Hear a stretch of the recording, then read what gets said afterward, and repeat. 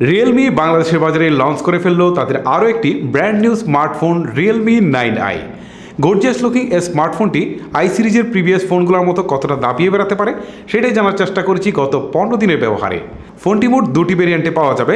এর 464 ভেরিয়েন্টের প্রাইস ধরা হয়েছে 17,500 টাকা, আর 128 ভেরিয়েন্টের প্রাইস ধরা হয়েছে 19,500 টাকা। বাই দ্য ওয়ে, প্রাইজের সাথে কতটা ভ্যালু ক্রিয়েট করতে পারছে ফোনটি সেটাই জানাবো আজকের এই ভিডিওতে। বরাবরের মতোই আপনাদের সাথে আছি আমি হিমেল। মূল ভিডিও শুরু করার পূর্বে অবশ্যই চ্যানেলটিকে সাবস্ক্রাইব করার রিকোয়েস্ট থাকবে।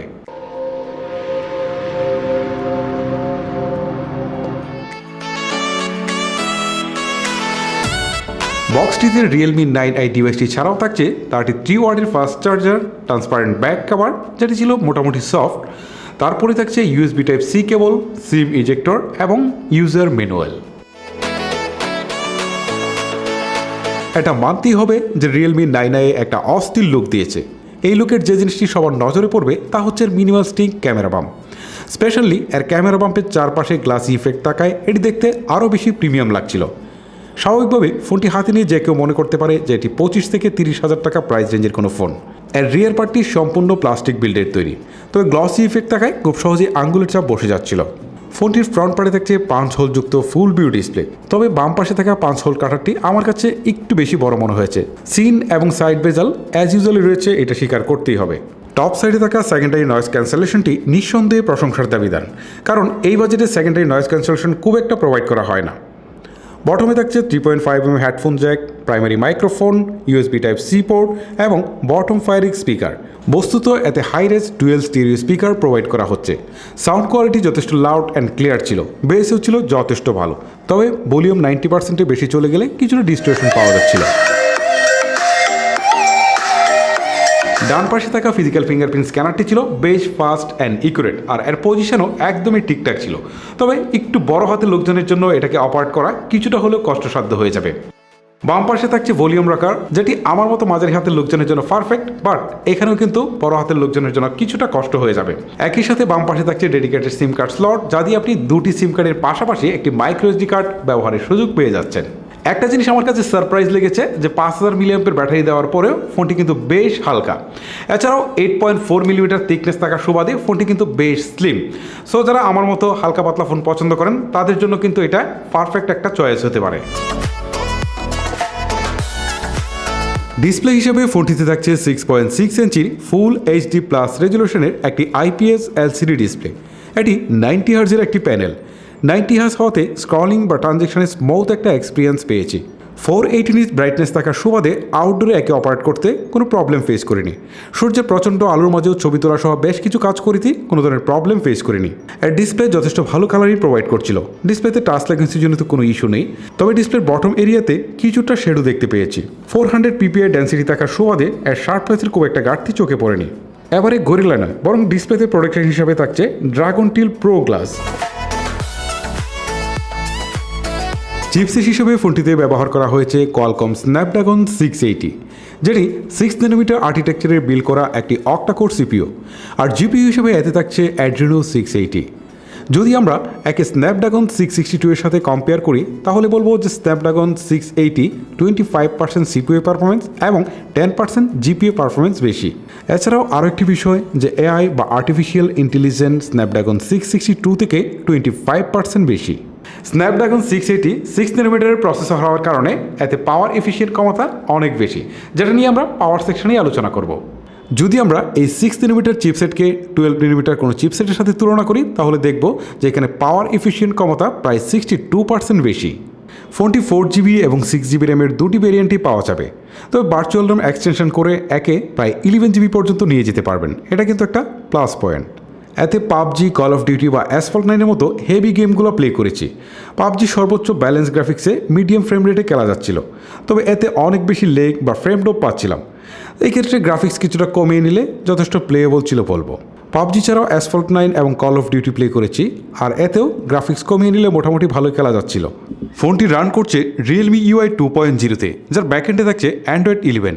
একটা জিনিস স্বীকার করতেই হবে যে রিয়েলমি ইউআই আগের থেকে বেশ স্টেবল হয়েছে। গত 15 দিন ফোনটিকে ব্যবহার করতে গিয়ে কোনো প্রকার বাগ বা লুকের দেখা পাইনি। অ্যাপস ওপেনিং বা ক্লোজিং টাইম বেশ ফাস্টই ছিল বলবো। ফোনটির রিয়ারে থাকছে ট্রিপল ক্যামেরার সেটআপ, যার প্রাইমারি সেন্সরটি 50 মেগাপিক্সেলের, সেকেন্ডারিতে 2 মেগাপিক্সেলের ম্যাক্রো অ্যান্ড থার্ডে থাকছে একটি 2 মেগাপিক্সেলের ডেপথ সেন্সিং ক্যামেরা। আর ফোনটির সেলফিতে থাকছে 16 মেগাপিক্সেলের একটি ক্যামেরা। প্রাইমারি ক্যামেরায় তোলা ছবিতে ডিটেলস বেশ ভালোভাবেই ধরে রাখতে পারছিল, শার্পনেসও ওকে লেভেলের ছিল, তবে কালার শিফটি বিষয়টি কিছুটা লক্ষণীয়। একই অবস্থান থেকে ছবি তুলতে গিয়ে লক্ষ্য করলাম যে কখনো রেড টোন এবং কখনো ইয়েলো টোনের কালার লক্ষণীয়। পোর্ট্রেট মোডে তোলা ছবিগুলোতে সাবজেক্ট সেপারেশন অলমোস্ট পারফেক্ট ছিল। পোর্ট্রেট মোডের ছবিগুলো স্যাচুরেটেড হওয়াতে বেশ আইকেচি লাগছিল। আর এ ধরনের ছবি এডিট ছাড়াই সরাসরি সোশ্যাল মিডিয়াতে আপলোড করতে পারবেন। তবে ক্যামেরা সেটআপে আল্ট্রা ওয়াইড সেন্সর না থাকার বিষয়টি এই ফোনের অন্যতম একটি ল্যাকেন্স বলে আমার কাছে মনে হয়েছে। 2 মেগাপিক্সেলের ম্যাক্রো ক্যামেরার পারফরমেন্স নিয়ে আসলে নতুন করে তেমন কিছুই বলার নেই, অ্যাজ ইউজুয়াল যা হয় তাই হয়েছে আর কি। ফোনটিতে সর্বোচ্চ 1080p ভিডিও শ্যুট করতে পেরেছি, কোয়ালিটি অ্যাজ ইউজুয়াল ছিল বলা যায়, তবে কোনো প্রকার স্টেবিলাইজেশন ছিল না। 720p স্লো মোশনে ভিডিও শ্যুট করতে পেরেছি, যার কোয়ালিটি আপনারা নিজেরাই একটু জাজমেন্ট করতে পারেন।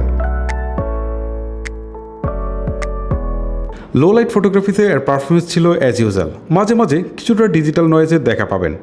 নর্মাল মোডের সাথে ডেডিকেটেড নাইট মোডের খুব একটা পার্থক্য চোখে পড়ছিল না। 8 মেগাপিক্সেলের সেলফি ক্যামেরা বাজেট হিসাবে বেশ ভালোই পারফরমেন্স করেছে, যদিও স্ক্রিনকে কিছুটা সফট করে দেওয়ার একটা টেন্ডেন্সি লক্ষ্য করেছি। সেলফি ক্যামেরার কিছু স্যাম্পল আপনারা নিজেরাই দেখে নিন। ব্যাটারি সেকশনে ফোনটিতে দেওয়া হয়েছে 5000 মিলিঅ্যাম্পিয়ার ব্যাটারি, যার সাথে থাকছে 33 ওয়াটের একটি ফাস্ট চার্জার। একে ফুল চার্জ করতে সময় লাগছিল 1 ঘন্টা 10 মিনিট।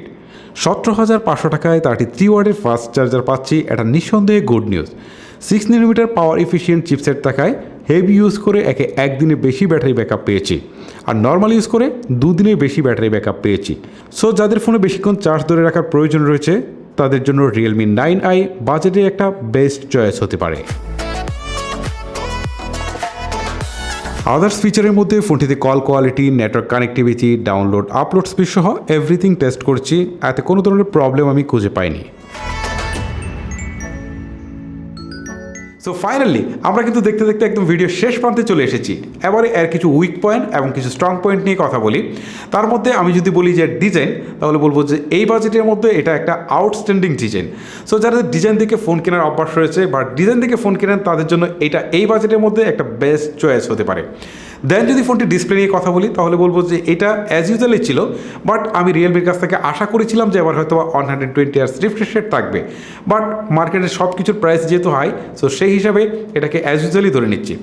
দেন যদি ফোনটি চিপসেট নিয়ে কথা বলি তাহলে বলবো যে এখানে কিছুটা বিষয় একটু বিতর্কিত রয়েছে। প্রথমত হচ্ছে এই চিপসেট গেমারদের জন্য পারফেক্ট নয়, বাট এটা কিন্তু 6 nm চিপসেট হওয়ার সুবাদে এখানে বেশ কিছু ফ্যাসিলিটিস আমরা পাচ্ছি, যেটা কিন্তু আমি আগে এক্সপ্লেন করেছি। স্পেশালি এতে পাওয়ার সেভিং ক্ষমতা অনেক বেশি, যার কারণে আপনি ব্যাটারিতে লং লাস্টেবিলিটি পাবেন অনেক বেশি। দেন যদি ফোনটির ক্যামেরা কোয়ালিটি নিয়ে কথা বলি তাহলে এটাকেও আমি এই বাজেটে যথেষ্ট ভালোই ধরে নিতে পারছি।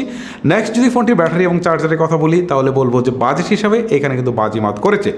সো ফাইনালি এই ফোনটি শুধুমাত্র গেমার বা হেভি ইউজার বাদ দিয়ে বাকি সবাইকে আমি নির্দ্বিধায় সাজেস্ট করতে পারি। সো গাইস, সব কিছুই আপনাদের সামনে তুলে ধরলাম, এবার আপনারা ডিসাইড করেন ফোনটি কিনবেন নাকি কিনবেন না। আজকের মতো আমি হিমেল এখানে বিদায় নিচ্ছি, দেখা হচ্ছে পরবর্তী কোনো ভিডিওতে। আল্লাহ হাফেজ।